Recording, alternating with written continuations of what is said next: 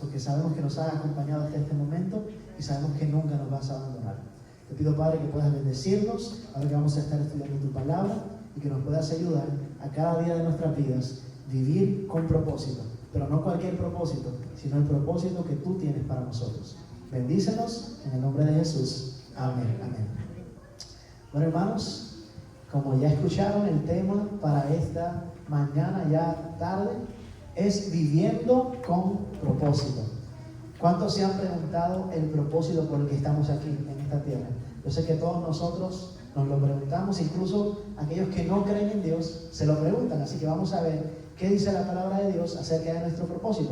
Pero antes, vamos a la lectura bíblica que se encuentra en 2 Corintios capítulo 5, versículo 15. ¿Qué número es? Oh, está diciendo círculo, dice círculo. 2 Corintios capítulo 5, versículo 15. Ya lo leímos, pero vamos a leerlo nuevamente. Dice la palabra de Dios en 2 Corintios 5, 15. Y por todos murió, para que los que viven ya no vivan para sí, sino para aquel que murió y resucitó por ellos. Bueno, muchos se preguntan la razón de su existencia. Se preguntan cuál es el motivo por el que están en esta tierra y también se preguntan por qué en esta tierra hay tanto dolor. Entonces, el ver tanto sufrimiento hace pensar a muchos que es imposible que exista un Dios de amor, porque dicen, ¿cómo es posible que exista un Dios de amor mientras existe tanto dolor en esta tierra? ¿Cómo es posible que exista un Dios todopoderoso, omnisapiente, que es amor, un Dios que es amor, si está permitiendo que exista el dolor también en este lugar? Satanás y sus demonios conocen esta verdad de que las personas se cuestionan acerca de esto, y él aprovecha ese sentir de ellos para sembrar desconfianza, sembrar duda, incluso sembrar odio, no solamente hacia Dios y a su palabra, sino también hacia aquellos que creen en Dios. ¿Será que alguna vez te has sentido discriminado por ser creyente? Yo sé que yo sí me he sentido discriminado en alguna ocasión a causa de que yo creo en Dios. Bueno, estas personas se preguntan, si Dios es real, si Dios me ama a mí personalmente, ¿por qué Él está permitiendo que yo sufra tanto? Si Dios me creó, entonces, si es cierto que ese Dios existe, ¿cuál es mi propósito?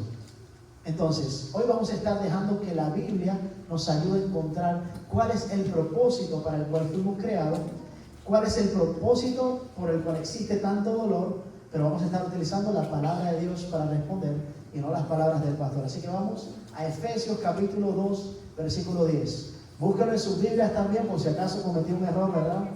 Para que no le crean al pastor y lo que presenta ahí, sino que le creamos a la palabra de Dios.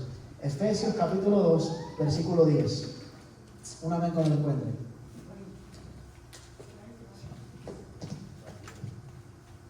Dice la palabra de Dios en el libro de Efesios capítulo 2 y el versículo 10. Porque somos hechura suya, creados en Cristo Jesús, ¿para qué? Para buenas obras, las cuales Dios preparó de antemano para que anduviésemos en ella. Quiero que analicemos este versículo. ¿Qué hace este versículo? Este versículo nos reafirma que nosotros somos creados ¿por quién? Por Dios. Nos dice claramente, somos hechura suya. Y cuando dice suya, ¿a quién se refiere? A Dios, ¿verdad? Somos hechos por Dios. Y luego nos confirma que nosotros fuimos creados para hacer el mal. No, dice el versículo que fuimos creados para hacer el bien, para buenas obras, dice el texto. Y luego nos dice que Dios no nos creó y nos dejó al azar para que hiciéramos lo que nos diera la gana, sino que de antemano las buenas obras fueron preparadas para que nosotros anduviésemos en ella. Yo sé que hay hasta un slogan de un álbum muy famoso que dice, yo hago lo que me dé la gana, ¿verdad? ¿Lo han escuchado? O simplemente la frase, no, yo tengo libre albedrío, así que yo hago lo que a mí me dé la gana. Yo tengo libre albedrío, así que tú no puedes juzgarme. Nadie puede juzgarme más que Dios.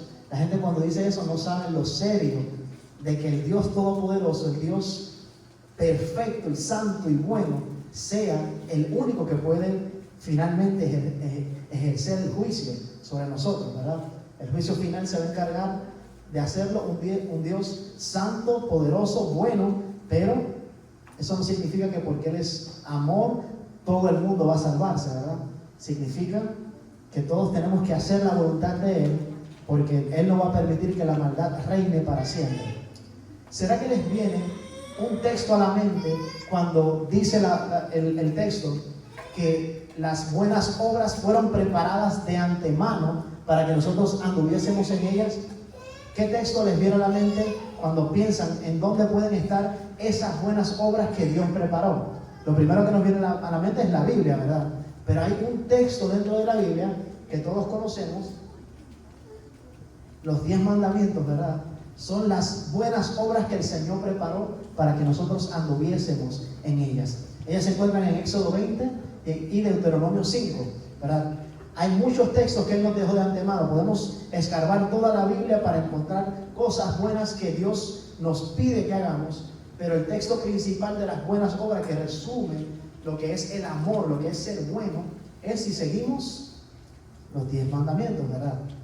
Si seguimos los 10 mandamientos, entonces nosotros estamos cumpliendo con gran parte del propósito por el cual Dios nos creó, porque nosotros fuimos creados para vivir de acuerdo a la ley de Dios, de acuerdo a la voluntad de Dios. Si nos ponemos a analizar y vemos todos los problemas que existen alrededor de toda la tierra, nos vamos a dar cuenta que cada uno de ellos están alineados con el no guardar la ley de Dios. Los grandes problemas que existen en este mundo, si todo el mundo viviera de acuerdo a la palabra de Dios, especialmente siguiendo los 10 mandamientos, se resolverían la gran mayoría de ellos, si no todos, ¿verdad? Porque la realidad es que la maldad y la muerte y todas las cosas malas que existen entraron a este mundo a causa de que no guardamos la ley de Dios. Entonces, cuando Adán y Eva pecaron, entró el pecado al mundo, entró el mal, y entonces todo lo que vemos a nuestro alrededor negativo, la enfermedad, los pleitos familiares, el divorcio, la fornicación, todas las cosas que están ligadas a la maldad, tienen su raíz en no vivir en armonía con la ley de Dios. Vamos ahora a buscar otro texto que se encuentra en Salmo 139, versículos 13 al 16. Yo sé que algunos todavía podemos leer esas letras pequeñitas, pero les recomiendo que busquen en su teléfono o en su Biblia para que puedan ver el texto más claramente. Salmo 139, versículos 13 al 16. Un amén cuando lo encuentren. Dice la palabra de Dios en el libro de Salmos 139, 13 al 16. Dice: porque tú formaste mis entrañas, tú me hiciste en el vientre de mi madre. Te alabaré porque formidables, maravillosas son tus obras. Estoy maravillado y mi alma lo sabe muy bien. No fue encubierto de ti mi cuerpo, bien que en lo oculto fui formado y entretejido en lo más profundo de la tierra. Mi embrión vieron tus ojos, y en tu libro estaban escritas todas aquellas cosas que fueron luego formadas, sin faltar una de ellas. Interesante, increíble, ¿verdad? Que dice que Dios vio nuestro embrión, incluso cuando estábamos en el vientre de nuestra madre.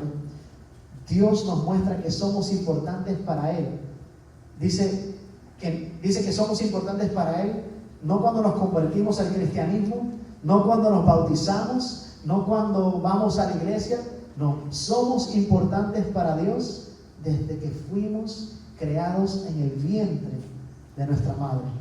Pero les quiero mostrar algo más, porque sí es cierto, desde el vientre de nuestra madre nosotros ya éramos importantes y somos importantes y seguiremos siendo importantes para nuestro Dios. Pero vamos a ver qué dice Jeremías capítulo 1, versículo 5. Vamos a la palabra de Dios a ver qué dice el libro de Jeremías capítulo 1 y el versículo 5.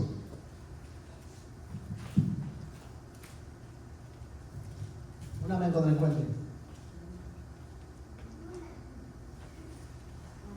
Jeremías capítulo 1 versículo 5 dice: antes que te formase en el vientre te conocí, y antes que nacieses te santifiqué y te di por profeta a las naciones. Nosotros sabemos que este texto, ¿de quién está hablando?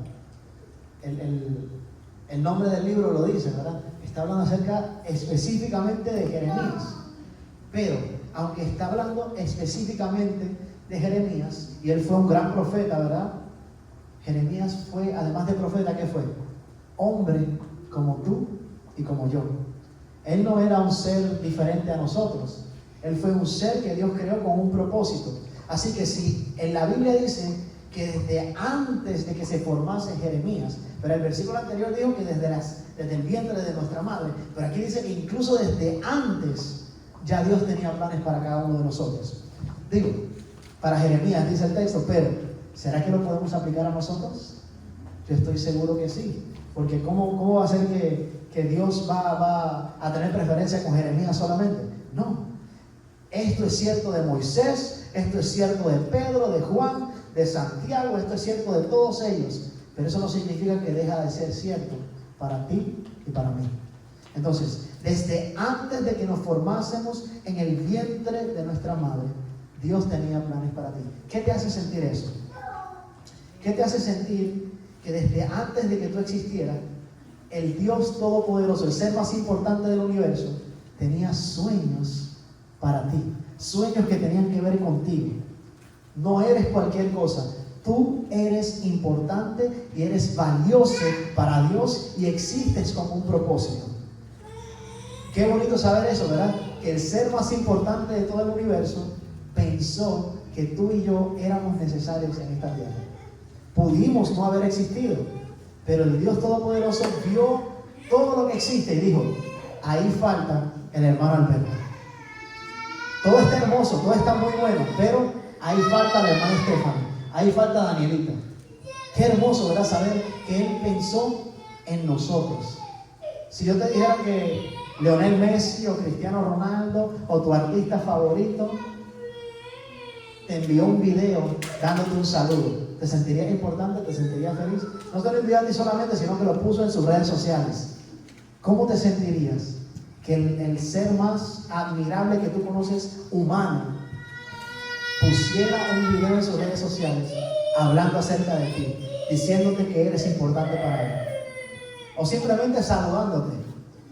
Pues tienes a alguien mucho más importante que ellos, ¿verdad? Que no solamente piensa en ti, no solamente te envía saludos, no solamente se alegra de que existas, sino que personalmente, verdaderamente te ama con un amor incomparable.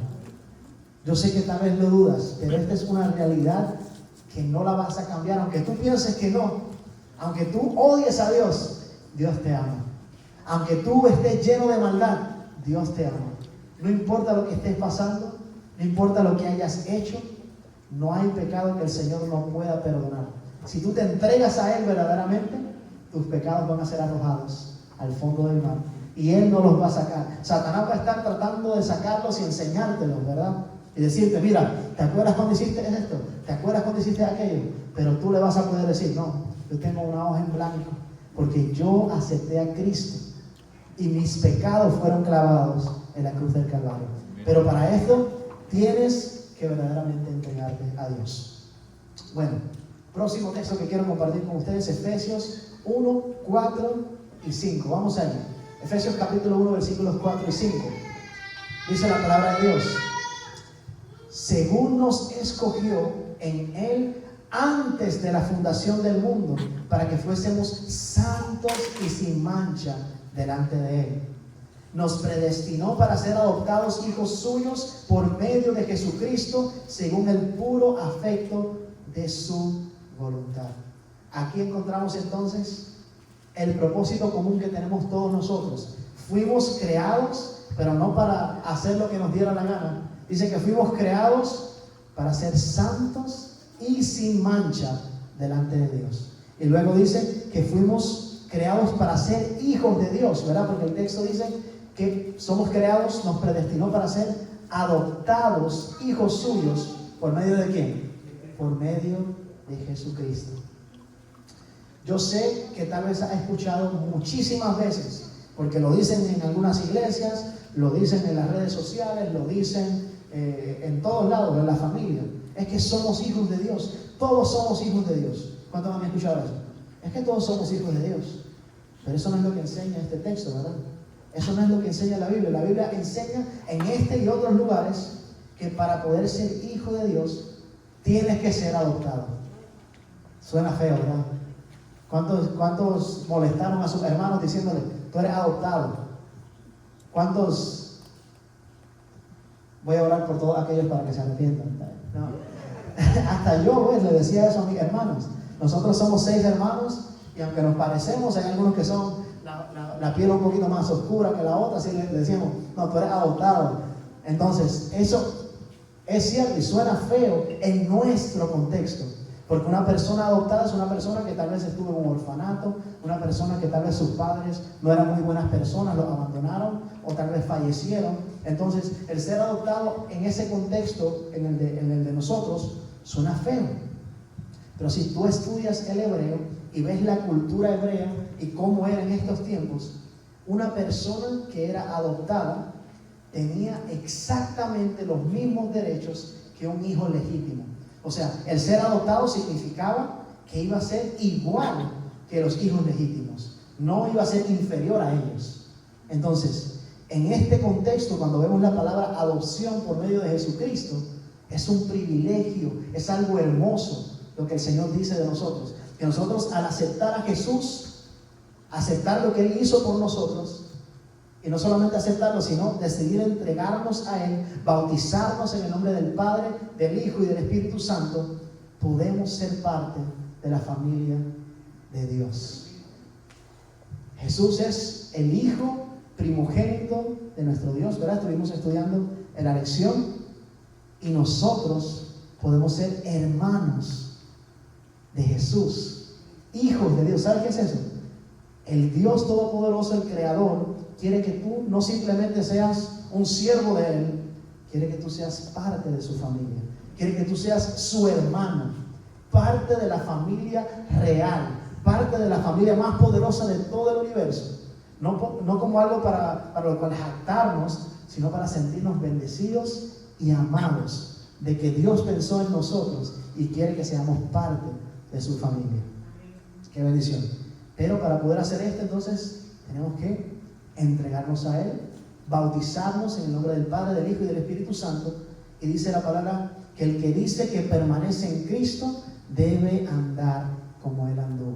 Entonces tenemos que vivir en santidad, pero Jesús no solamente fue santo, sino que vivió sirviendo a los demás. ¿Será que estamos cumpliendo con esto nosotros? ¿Será que si analizamos nuestras vidas nos damos cuenta de que, wow, Dios es bueno, me ha transformado, estoy viviendo en santidad y estoy viviendo para servir a los demás? ¿O será que estamos viviendo egoístamente, pensando solamente en lo que nos conviene a nosotros, pensando solamente en ganar riquezas para nosotros mismos, en enriquecernos, en prosperar nosotros y nuestra familia, y no nos importa más nadie? Lamentablemente, en este país especialmente, eso es parte de la cultura, ¿verdad? Es raro ir a visitar a alguien sin avisarle antes. Pero si fuera parte de tu familia, tú hasta la puerta dejarás abierta. Mira, entra, mi casa es tu casa. Pero en esta tierra es difícil que eso suceda, ¿verdad? Pero nosotros debemos ser diferentes. No estoy diciendo que de ahora en adelante vas a dejar la puerta de tu casa abierta, ¿verdad? No, pero tenemos que vivir en santidad y en servicio, pensando principalmente en los demás y no en nosotros. Eso va totalmente contra nuestra naturaleza y no van a ser naturalmente en nosotros. Pero como hablamos hace rato en la lección de escuela sabática, ¿verdad? ¿Qué hace falta? El Espíritu Santo para que nosotros podamos ser diferentes. Pidámosle a Dios que derrame su Santo Espíritu sobre nosotros para que nosotros podamos vivir como Cristo anduvo en esta tierra. Bueno, vamos a recapitular un poquito. Vamos a recapitular un poquito para ver lo que hemos aprendido hasta el momento. Primero aprendimos que fuimos creados para vivir las buenas obras, ¿verdad? Segundo, que la palabra de Dios, en ella encontramos cómo vivir de la manera en que a Dios le agrada. Tercero, que desde nuestro comienzo, incluso antes, ya Dios tenía planes para nosotros. Antes de que fuéramos creados, ya Dios tenía planes para cada uno de nosotros. Cuarto, que fuimos creados ¿para qué? Para vivir en santidad. No fuimos creados para simplemente hacer lo que nosotros pensáramos que es lo mejor. Efectivamente, el principal problema de la humanidad es que desde el pecado hemos tratado de decir que es bueno y que es malo. Si tú analizas cuando Adán y Eva comieron del fruto, algunos dicen que fue una manzana, ¿verdad? Pero cuando ellos comieron de ese fruto, fueron, dicen, conocedores del bien y el mal. Pero si tú vas a la raíz hebrea, la palabra yada, que es la que aparece ahí, no significa simplemente conocer o saber, sino que significa que ellos de ahí en adelante iban a querer determinar por su propia cuenta qué era bueno y qué era malo. Y si vemos el mundo actual, todavía estamos en eso. Algunos deciden que tal cosa es buena y que otra cosa es mala. Y proféticamente hablando, dice la Biblia, que en los tiempos del fin, ¿qué va a suceder? A lo bueno le llamarán malo y a lo malo le llamarán bueno. Entonces, esa es la raíz del pecado. Así que fuimos creados no para vivir determinando nosotros qué es lo bueno y qué es lo malo, sino para vivir en santidad. ¿Qué es santidad? Vivir de acuerdo a la voluntad de Dios. Quinto, fuimos creados para ser hijos de Dios. Y que lo que podemos lograr, solo si nos entregamos verdaderamente a Jesús. No podemos ser hijos de Dios, parte de la familia celestial, si no nos entregamos a Jesús. Esta última es muy importante, porque dice la palabra: no todo el que me dice Señor, Señor, entrará al reino de los cielos. Así que puede que estemos en este lugar, puede que digamos creer en Dios, pero si no estamos viviendo de acuerdo a su voluntad, a pesar de que decimos Señor, Señor, no somos parte de la familia celestial. A pesar de que decimos, no, sí, yo creo en Jesús, si no vivo de acuerdo a la palabra de Dios, estoy fuera. Lamentablemente estoy fuera. Vamos ahora a 2 Corintios 5, 18. Dice: y todo esto proviene de Dios, quien nos reconcilió consigo mismo por Cristo y nos dio el ministerio de la reconciliación. Esto es, que Dios estaba en Cristo reconciliando al mundo consigo mismo, no tomando en cuenta a los hombres sus pecados, y nos encargó a nosotros la palabra de la reconciliación. Próximo versículo dice: así que somos embajadores de Cristo, como si Dios exhortase por medio de nosotros. Os rogamos en nombre de Cristo, reconciliaos con Dios. Aquí viene una de las partes más importantes. ¿Cómo vamos a vivir con propósito? El primer versículo que leímos decía que mientras nosotros no estamos en Cristo, estamos enemistados con Dios. ¿Por qué digo eso? Aunque no aparece la palabra enemigo ni enemistado, dice que nosotros estamos siendo reconciliados con Dios. ¿Quién puede recibir reconciliación? Alguien que está enemistado. Así que en el primer versículo dice que mientras no estamos en Cristo, estamos en el peor estado que el hombre puede estar, teniendo a Dios como enemigo. Dice la palabra: quien no es conmigo, contra mí es. Así que estábamos enemistados con Dios, y a través de Cristo podemos ser reconciliados. Entonces, quien no es conmigo, contra mí es. Quien no es mi seguidor y no hace mi voluntad, es mi enemigo. Si no estás con Dios, ¿con quién estás? Suena feo, pero si no estás con Dios, estás con Satanás y sus demonios. Pero en Cristo, dice el texto, podemos ser reconciliados con Dios. Luego, el próximo versículo nos explica que al ser reconciliados con Dios a través de Cristo, nuestros pecados ya no son tomados en cuenta, ¿verdad? No estoy leyendo, estoy parafraseando, estoy explicando. Entonces, el próximo versículo nos dice que al ser reconciliados con Dios a través de Cristo, nuestros pecados ya no son tomados en cuenta, son borrados, son perdonados, pero no lo deja ahí. Nos muestra que con esa reconciliación que tenemos nosotros con Jesús, tenemos una gran responsabilidad. Y es la de reconciliar nosotros a los demás con Dios, ¿verdad? ¿Entienden eso o estoy inventando?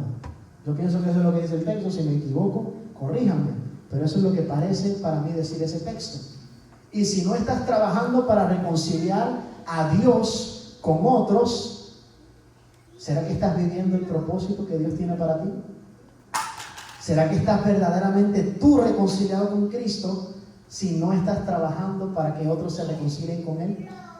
La realidad es que no. Si tú solamente estás recibiendo la bendición de Dios y no la estás compartiendo con otros, no estás verdaderamente reconciliado con Dios. Pero eso no significa que no hay solución, ¿verdad? ¿Qué podemos hacer? Si nos dicen una mala noticia en el médico, tienes este problema con el azúcar, si dejas de comer, si comes menos azúcar, puede que lo resuelvas. ¿Qué vamos a hacer? ¿Vamos a seguir igual o vamos a hacer un cambio? Igual, estamos tratando de reconciliarnos con Dios, estamos viniendo a la iglesia, estamos tratando de guardar los mandamientos, nos falta tal vez testificar, predicar su palabra. Entonces, ¿qué tenemos que hacer? Ponernos las pilas, dirían por ahí. Por último, Pablo nos llama embajadores de Cristo. ¿Qué es un embajador? Alguien que me responda, ¿qué es un embajador? Un representante. Entonces somos representantes del reino más importante de todo el universo, el único reino que es verdadero, el único reino eterno, porque los demás son impostores, ¿verdad? Están aquí temporalmente tratando de gobernar, pero el verdadero rey es nuestro Cristo. Entonces, nuestra misión, nuestro propósito, el que nos va a poder hacer verdaderamente felices, es el ser un embajador de Cristo en esta tierra. ¿Y cómo puedo yo individualmente, ¿verdad? Personalmente, ser un embajador de Cristo en mi contexto? Preparé este acróstico para ustedes. Se llama Aporta. Y surgió, yo estaba poniendo diferentes factores en los que podemos nosotros mejorar para ser embajadores de Cristo, y vi algunas de las iniciales y yo dije, yo puedo hacer un acróstico con esto. Y salió esto. Aporta. Primero, amabilidad. ¿Cómo vamos a ser amables? Tenemos que ser amables con los demás, incluso cuando sentamos que no se lo merecen. Aquella persona que tú sientes que te cae mal, que no soporta, con esa es la principal persona con la que tú tienes que ser amable. Es difícil, pero a eso somos llamados. Dice la palabra de Dios que es fácil ser bueno y bondadoso con nuestros seres queridos, con nuestros... Eso lo hace todo el mundo, básicamente, dice Jesús. Pero con aquellos que te tratan mal y que te maltratan, con esos es que somos llamados a amar a nuestros enemigos. Es difícil, no es fácil, no podemos solos, pero tenemos que ponernos en las manos de Jesús y hacer nuestro esfuerzo, ¿verdad? Aquella persona que te está tratando mal, dice que hay que darle la otra mejilla. Difícil, ¿verdad? Difícil que venga alguien aquí a darme un puño aquí. ¿Será que no voy a hacer así? A lo mejor porque ustedes están mirando me quedo tranquilo. Pero la realidad es que es difícil. Por nuestra propia naturaleza no podemos. Pero tenemos que hacer el esfuerzo y confiar en que Dios puede transformarnos. Porque así como Jesús dijo, Padre, perdónalos, no saben lo que hacen. Después uno de sus discípulos creyentes, ¿verdad? Esteban dijo, perdónalos, no le tomes en cuenta este pecado. Así que es posible. Él era humano, él no era Cristo y pudo decir lo mismo. Tú y yo podemos ser amables con aquellos que sentimos que no lo merecen. Segundo, permanece fiel. Que tu ejemplo sea tu principal predicación. Como los niños, yo le puedo decir, no toques esto, no tomes esto porque esto es malo para ti. Y me ve disfrutando una soda. Él va a querer soda también, ¿verdad? Entonces, nuestro ejemplo es nuestra principal predicación. Que nuestro ejemplo sea lo principal que le enseñemos a nuestros niños. Y lo de la soda no es para atacar a nadie, fue lo primero que me vino a la mente. Próximo, ora, ¿verdad? Cuando vayas a comer, si en tu contexto, en tu escuela, en tu trabajo, te toca compartir con otros compañeros en la hora de la comida, ora al frente de ellos, no te avergüences. Ora en ese lugar, ¿verdad? Para que ellos vean que tú crees en Dios. Yo sé que la Biblia dice que los fariseos ayunaban y ponían caras tristes para que los demás vieran que estaban sufriendo y oraban en voz alta para que los demás dijeran, oh wow, qué santidad la de ellos. No estoy exhortándolos a hacer eso, sino a que demuestres verdaderamente que tú crees en Dios. Ora, entonces eso tal vez abre una conversación, pero también cuando alguien te cuente de algún problema, cuando alguien te diga que está pasando por una situación difícil, en vez de simplemente decirle, mira, voy a orar por ti. No, en ese mismo momento, no está malo que digas que ores por esa persona y te acuerdes en tu corazón de ella. Pero en ese mismo momento, dile, permíteme orar por esa situación que estás pasando. Y en ese mismo momento, ora. Yo cuando trabajé colportando un tiempo, habían personas que no aguantaban las lágrimas cuando uno tenía una oración por ellos. Hay personas que están sufriendo y Cristo quiere utilizarte a ti para bendecirlos, sea en tu trabajo, sea en tu hogar, sea en donde sea tu contexto. Aprovecha cuando una persona te cuente de su problema y ora con ellos. ¿Ok? Próximo. Restaura.